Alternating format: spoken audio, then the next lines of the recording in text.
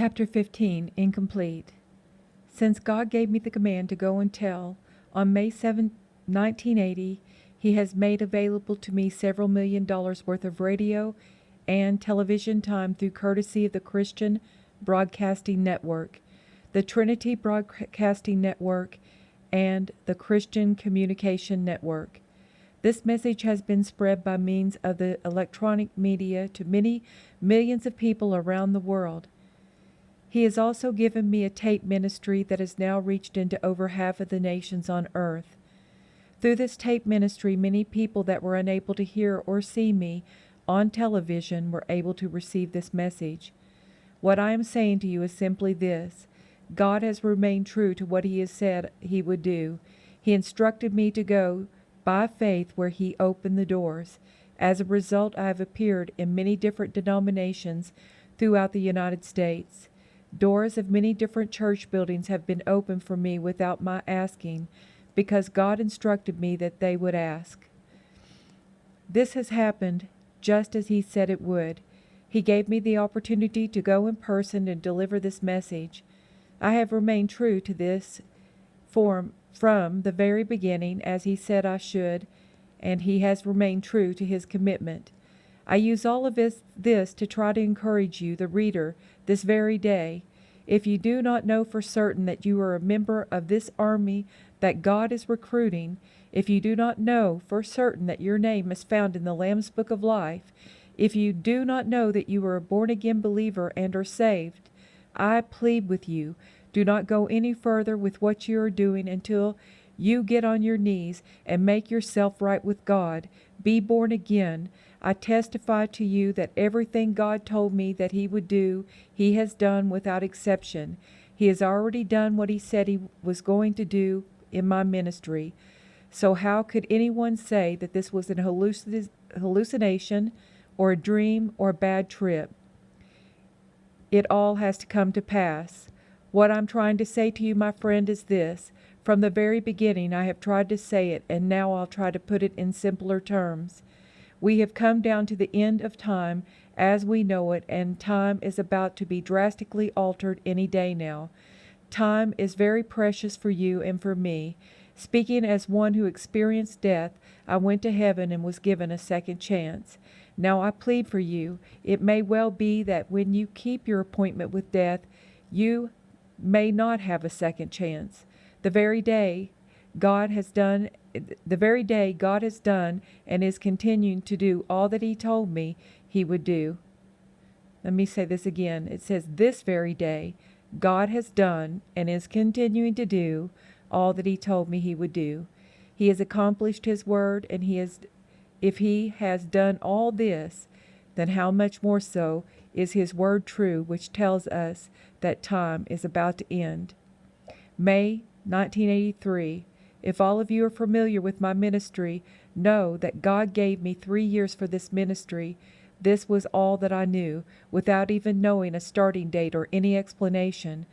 I always assuming that the starting date to be May 7, 1980, since that was the date the authority of the church was given to me.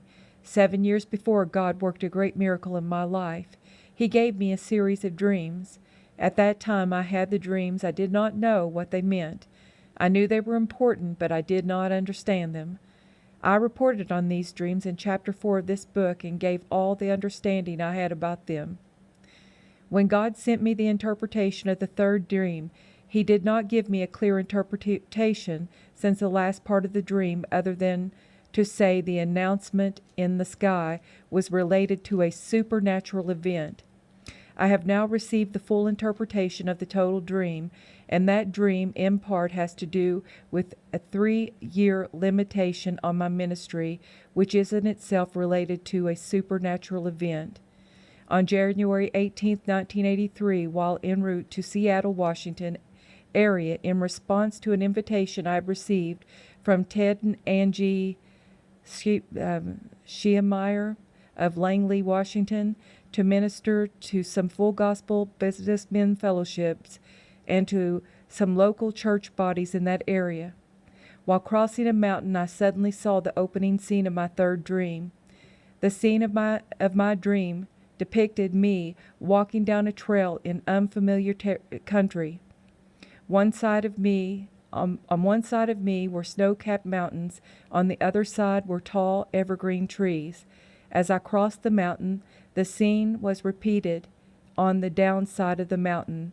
I immediately told my wife and asked her to read the total dream from my book, Placebo.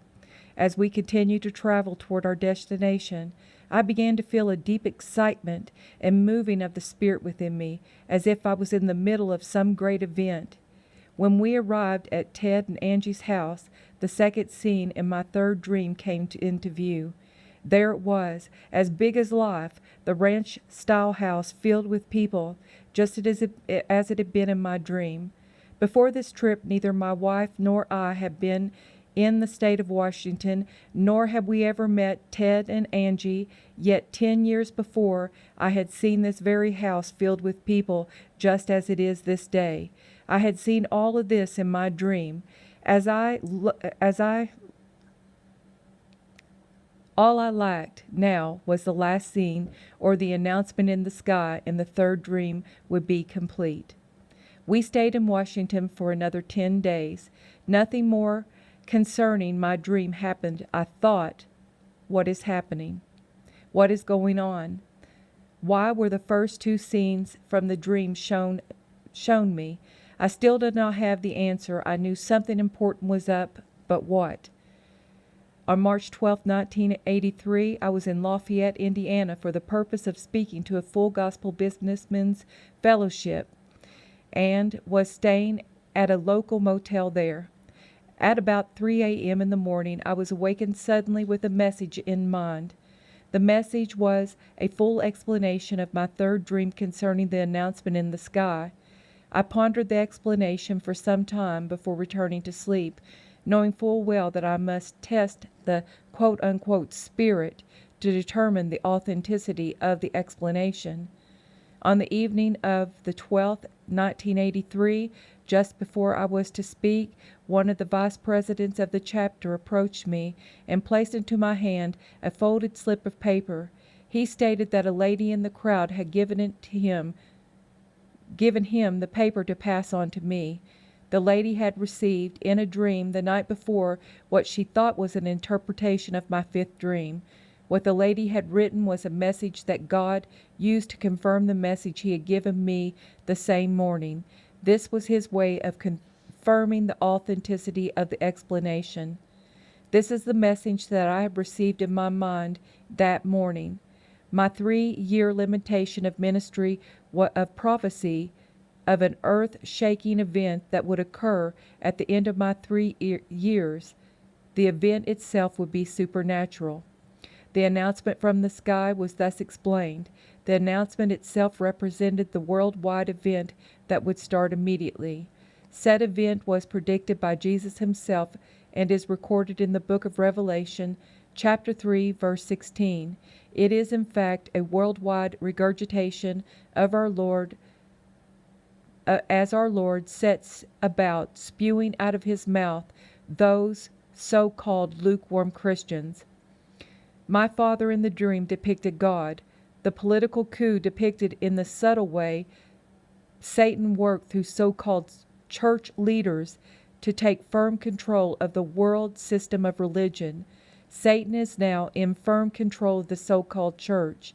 Now, because of this, those who truly belong to God and his true church must take a more visible stand and be the peculiar people he called them to be, or they won't be his at all.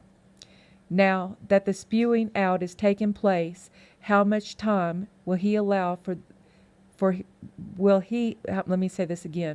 much time will he allow for this is not known. What is next after this? Look very carefully at the 18th verse of the 3rd chapter of Revelation. This verse tells us what is coming next. What does he mean by gold tried in the fire? What about white raiment and eye salve? God has always been man's treasure, raiment, his covering or clothes, eye salves to help him see.